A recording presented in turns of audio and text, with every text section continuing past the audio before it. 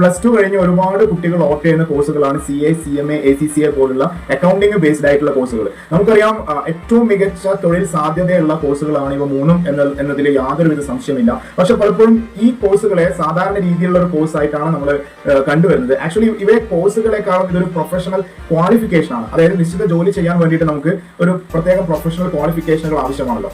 IAS പരീക്ഷ എഴുതി qualified ആയി കഴിഞ്ഞാൽ മാത്രമാണ് ഒരു IAS ഓഫീസർ ആവാൻ പറ്റുന്നത്. അതേപോലെ ഒരു കോഴ്സിനേക്കാൾ ഉപരി ഒരു പ്രൊഫഷണൽ ക്വാളിഫിക്കേഷൻ ആണ് CA, CMA, ACCA പോലുള്ള കാര്യങ്ങൾ. അതുകൊണ്ട് തന്നെ ഇത്തരത്തിലുള്ള എക്സാമുകൾ ക്വാളിഫൈ ചെയ്യുക എന്ന് പറഞ്ഞാൽ വളരെ ബുദ്ധിമുട്ടുള്ള കാര്യമാണ്. ലോകത്ത് എല്ലാ രാജ്യങ്ങളിലും നിന്നുള്ള ആൾക്കാർ എഴുതുന്ന പരീക്ഷകളാണ് ഇവയൊക്കെ. അതുകൊണ്ട് തന്നെ അത്രയും ആൾക്കാർ അതിലേക്ക് അപ്ലൈ ചെയ്യുന്നുണ്ട്. അതുപോലെ തന്നെ വലിയ കോമ്പറ്റീഷനാണ് ആ മേഖലയിൽ നടക്കുന്നത്. മറ്റു പരീക്ഷകളെ വെച്ച് നോക്കുമ്പോൾ ഏതാണ്ട് 10 മുതൽ 30% താഴെയൊക്കെയാണ് ഇതിന്റെ ടോട്ടൽ പാസ് പെർസെന്റേജ് വരുന്നത്. നമ്മുടെ +2 പരീക്ഷയുടെ പാസ് പെർസെന്റേജ് 80% ആയിരുന്നു, 77-78% ഒക്കെ ആയിരുന്നു. ഈ പരീക്ഷയുടെ പാസ് പെർസെന്റേജ് വെറും 10-30 ഇടയിലാണ് വരുന്നത്. തീവ്രമായ പരിശീലനം ആവശ്യമാണ് എങ്കിൽ മാത്രമേ നമുക്ക് ഈ തരത്തിലുള്ള ക്വാളിഫിക്കേഷൻ നേടിയെടുക്കാൻ വേണ്ടി പറ്റൂ. +2 ശേഷമാണ് നിങ്ങൾ ഈ ഒരു കോഴ്സ് ഓപ്റ്റ് ചെയ്യുന്നതെങ്കിൽ നിങ്ങൾ ചുരുങ്ങിയത് 2 മുതൽ 5 വർഷം വരെയുള്ള സമയമെങ്കിലും ഈ ഒരു കോഴ്സ് കംപ്ലീറ്റ് ചെയ്യാൻ വേണ്ടിയിട്ട് മാറ്റി വെക്കേണ്ടതായിട്ടുണ്ട്. വളരെ ബുദ്ധിമുട്ടുള്ള പരീക്ഷ ആയതുകൊണ്ട് തന്നെ 10 മുതൽ 30% താഴെ മാത്രമാണ് ഇതിന്റെ ടോട്ടൽ പാസ് പെർസെന്റേജ് ആയിട്ട് കാണുന്നത്.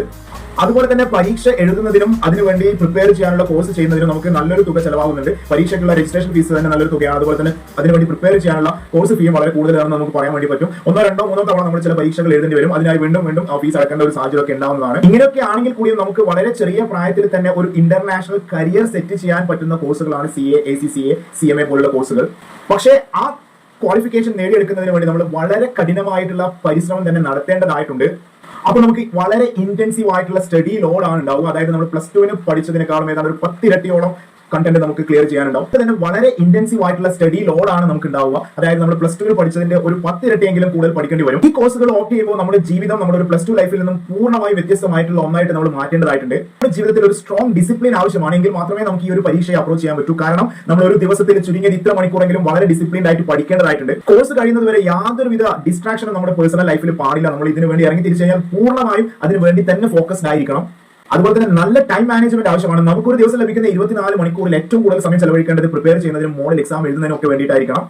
സാധാരണ പോലെ രാവിലെ മുതൽ വൈകുന്നേരം വരെയുള്ള ഒരു പഠനം കൊണ്ട് നേടിയെടുക്കാൻ പറ്റുന്നതല്ല. ഏതെങ്കിലും ഇൻസ്റ്റിറ്റ്യൂഷനാണ് നിങ്ങൾ പഠിക്കുന്നതെങ്കിൽ തന്നെ നിങ്ങൾക്ക് ഡേ ടൈമിന് ശേഷം നൈറ്റ് അല്ലെങ്കിൽ ഈവനിങ് എക്സ്ട്രാ ബാച്ചസ് ഒക്കെ ഉണ്ടാവും. അപ്പോൾ നമ്മൾ കൂടുതൽ സമയം ഓവർ ടൈം ആയിട്ട് പഠിക്കേണ്ടതുണ്ട്. അതുപോലെ തന്നെ നമ്മുടെ സമയവും നമ്മുടെ സാമ്പത്തികവും, സമയം എന്ന് ഞാൻ രണ്ടാമത് ഉദ്ദേശിക്കുന്നത് നമ്മുടെ വർഷങ്ങളാണ്. 1, 2, 3, 4, 5 അല്ലെങ്കിൽ 6 വർഷങ്ങൾ നമ്മൾ ചിലപ്പോൾ ഈ ഒരു ക്വാളിഫിക്കേഷൻ നേടിയെടുക്കുന്നതിന് വേണ്ടി മാറ്റിവെക്കാൻ തയ്യാറാവണം. 1, 2 തവണ നമ്മൾ പരാജയപ്പെട്ട് കഴിഞ്ഞാലും വീണ്ടും കൂടുതൽ സമയവും അതുപോലെ തന്നെ നമ്മുടെ സമ്പത്ത്, നമ്മുടെ ഈ ഒരു കോഴ്സ് വീണ്ടും പരീക്ഷകൾ എഴുതുന്നതിന് നല്ലൊരു ഫീസ് ആവശ്യമാണ്. അപ്പോൾ അങ്ങനെ നമുക്ക് ചെയ്യാൻ പറ്റുമെന്നുള്ള ഒരു കോൺഫിഡൻസോട് കൂടി മാത്രമാണ് നമ്മൾ ഈ ഒരു കോഴ്സിലേക്ക് കടന്നു വരേണ്ടത്. 2 അറ്റംപ്റ്റിൽ പരാജയപ്പെട്ടതുകൊണ്ട് പിന്മാറി നമ്മൾ ഈ കോഴ്സിൽ നിന്ന് മാറി പോകരുത്. വീണ്ടും നമ്മൾ തുടർന്ന് പഠിക്കാൻ പറ്റുമെന്നുള്ള ഒരു ദൃഢനിശ്ചയം നമുക്ക് ഉണ്ടായിരിക്കണം.